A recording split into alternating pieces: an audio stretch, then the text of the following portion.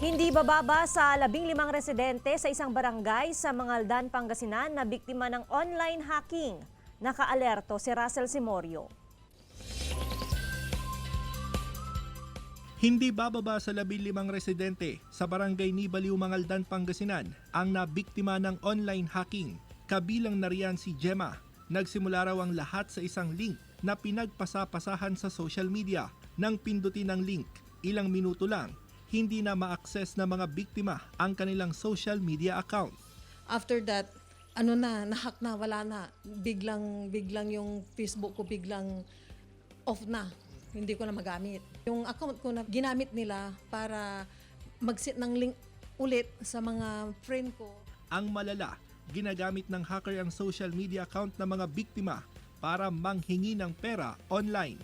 Isa rin sa nabiktima ng online hacking, ang anak ni Marjorie. Yung account ng anak ko na-hack. Ngayon may humihingi ng load at saka pera. Sabi nila, humihingi sila ng load na 600. Ayon sa PNP Anti-Cybercrime Unit sa Pangasinan, umaabot sa 5 reklamo ng online hacking ang natatanggap nila kada araw. Yun nga lang, hirap daw silang matukoy ang mga hacker. Nagiging domino effect yun, yung mga hack account nang hack ulit ng ibang account. And sa mga iba naman po nang i-scam din po yung mga hack account.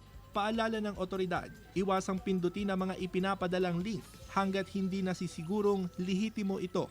Russell Simorio para sa Mornings with GMA Regional TV.